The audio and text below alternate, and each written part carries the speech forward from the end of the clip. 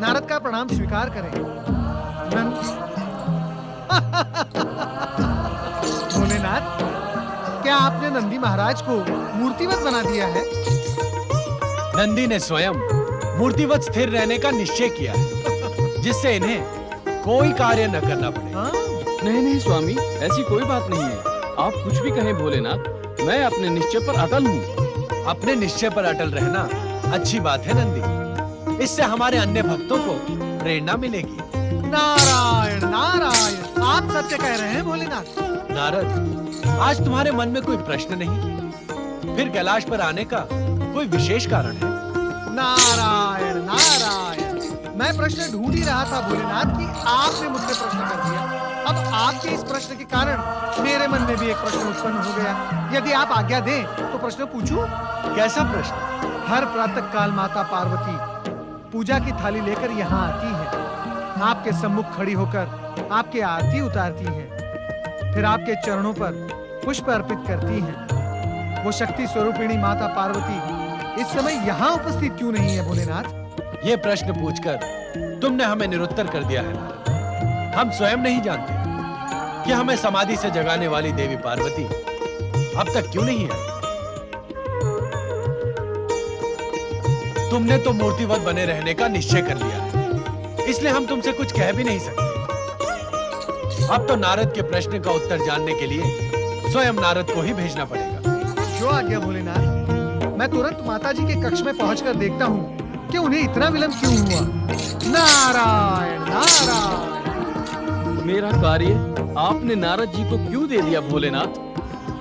हमने तो तुम्हारे निश्चय को बल दिया है नंदी।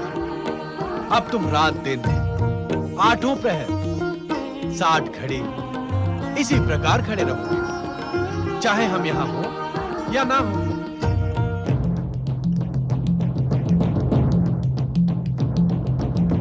ओम नमः शिवाय। प्रणाम देवर्षि। गणेश महाराज, आप अपना गणेश लोक और बुद्धि सिद्धि को छोड़कर यहाँ क्यों उपस्थित हो गए?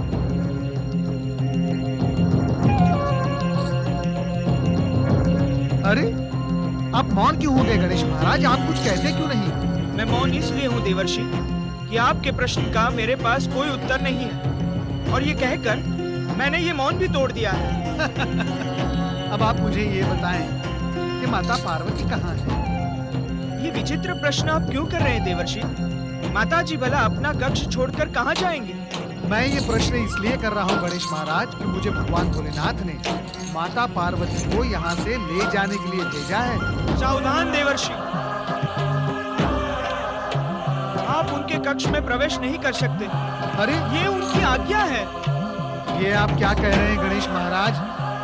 माता पार्वती के पास जाने का समान अधिकार मुझे भी है। मैं स्वयं कक्ष में प्रवेश नहीं कर सकता देवर्षि। आज प्रवेश निषेध है। कृपा कर लौट जाएं। आज आप कुछ बदले बदले लग रहे हैं गणेश जी। बात क्या है?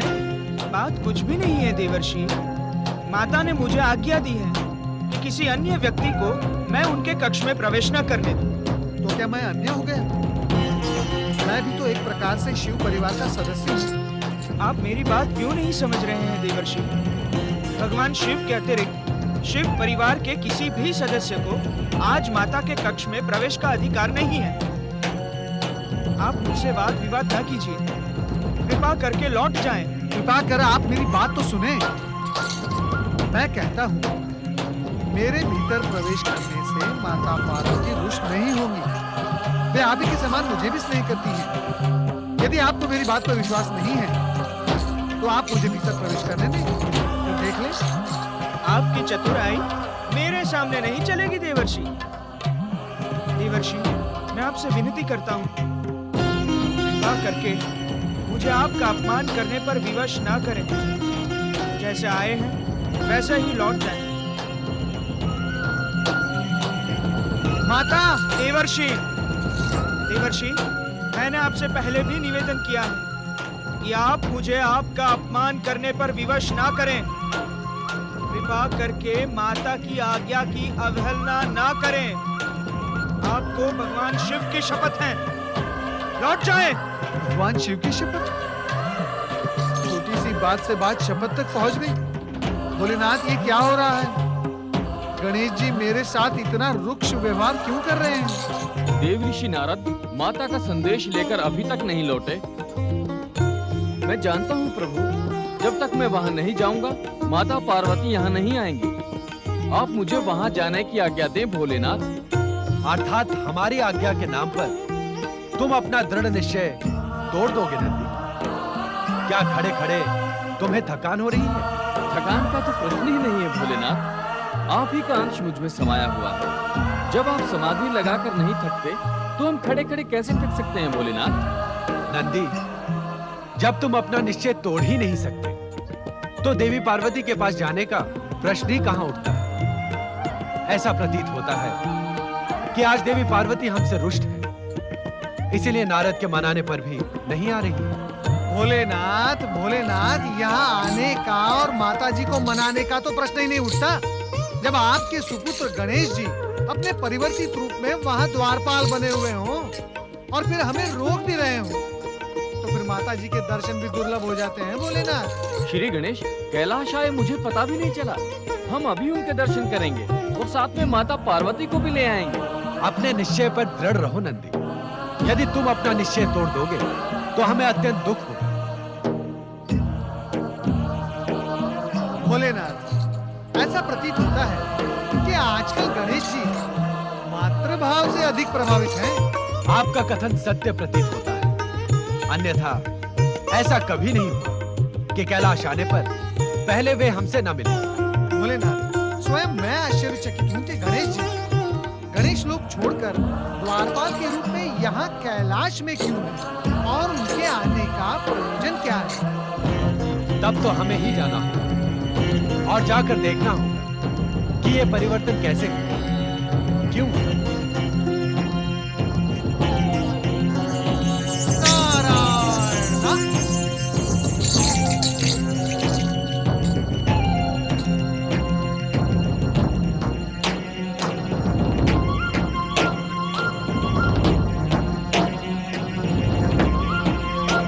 कहाँ है श्री गणेश?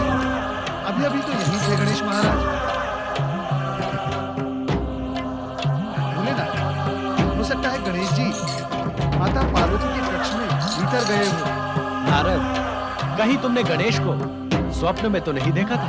नहीं भोलेनाथ, नहीं। मैं पूर्ण जागृत अवस्था में था जब मैंने श्री गणेश को यहाँ देखा था। भोलेनाथ, मैं आपकी शपथ खाकर कह रहा हूँ, मैंने श्री गणेश को यहीं इसी द्वार पर पहरा देते हुए देखा है। वे मुझे माता के कक्ष में अंदर जाने से रोक रहे थे। ये विचित्र लीला की श्री गणेश ने। भोलेनाथ, यदि आपको मेरे कथन पर विश्वास नहीं है तो आप स्वयं जाकर माता पार्वती से पूछ सकते हैं। हो सकता है श्री गणेश अपने माता के पास हो। नहीं भोलेनाथ, नहीं। उन्होंने मुझे हट करके कहा था कि स्वयं उन्हें माता के कक्ष में प्रवेश करने का अधिकार नहीं है। फिर वे भीतर कैसे जाएंगे? चलो इस उलझन को देवी पार्वती से पूछकर दूर करते हैं। आओ। नहीं नहीं भोलेनाथ, मुझे माता पार्वती का कोप भाजन नहीं बनना है। अब तो ये निश्चित है कि वे रुष्ट हैं, अन्यथा वे श्री गणेश को यहाँ प्रहरी बनाकर कदापि न खड़ा करती। भोलेनाथ, अब तो आप अकेले अंदर जाएं, माता पार्वती को मनाएं, मुझे आप आज्ञा दें, मैं चला। ओम नमः शिवाय।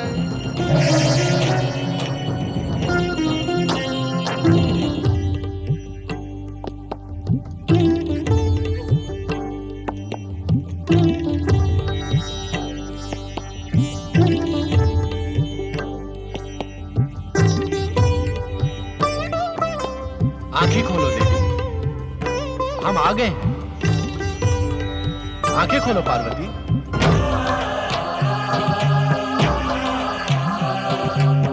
क्या बात है देवी, आज किस बात का हठ ठान कर बैठी हो? आंखें खोलो।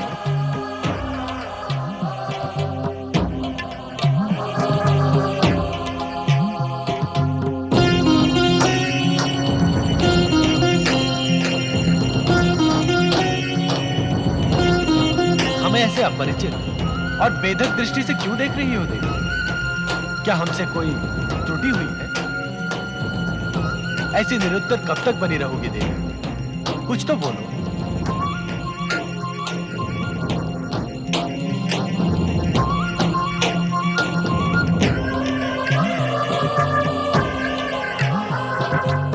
प्रतीत होता है कि आज मौन रहने की शपथ ले रखी है तुमने। मैं आपके प्रश्न का उत्तर तभी दूंगी जब आप मुझे एक वचन देंगे। कैसा वचन? मेरी इच्छा पूर्ति का वचन। तुम्हारी इच्छा जाने बिना हम तुम्हें इच्छा पूर्ति का वचन कैसे दे सकते हैं? यदि आप मुझे वचन नहीं दे सकते तो मुझसे बात करने का कोई अर्थ ही नहीं है। आप भी मौन रहिए, मैं भी मौन रहूंगी।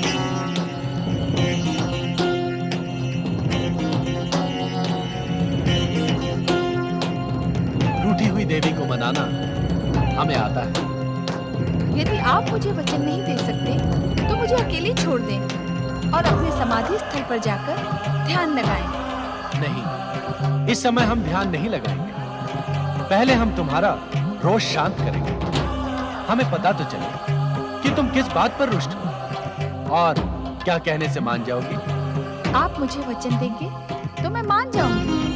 दिया वचन, अब अपनी इच्छा कहो।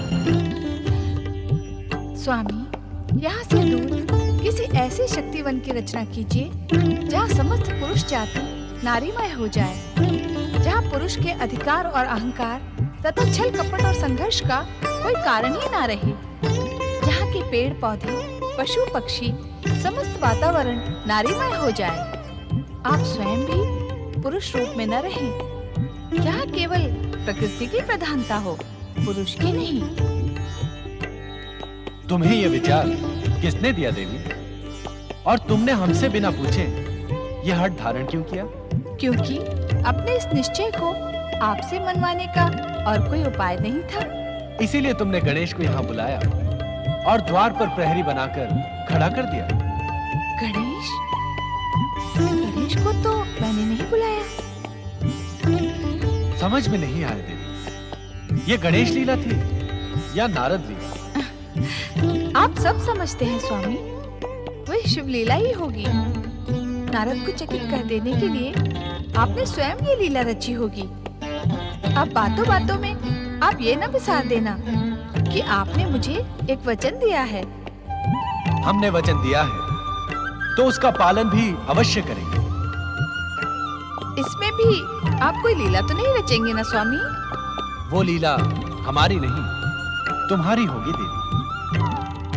जब शिव और शक्ति अभिन्न है, शिव और शिवा में कोई भेद नहीं। जब हम अवसर आने पर स्वयं को अर्धनारीश्वर रूप में प्रकट करते हैं, तो हम शक्ति वन का निर्माण करके नारी रचना में संकोच नहीं करेंगे। हम तुम्हारी इच्छा को शीघ्र ही कार्य रूप में परिणित करेंगे। उस शक्तिवन के स्थान का चयन भी आप ही को करना होगा स्वामी। अवश्य। तुम्हें वचन देते समय ही हमने उस स्थान का चयन कर लिया था देवी। कहाँ है वो स्थान? मनुपुत्र इक्ष्वाकु वंशी राजा इल के राज्य में काम्यक वन के समीप। वो काम्यक वन जहाँ अनेकों की इच्छा पूर्ति हो। चलो देवी। स्वामी, नंदी और शिव गणों को बताए बिना ही यहाँ से प्रस्थान करेंगे? उन्हें बताने पर शक्ति वन में क्या एकांत रह पाएगा?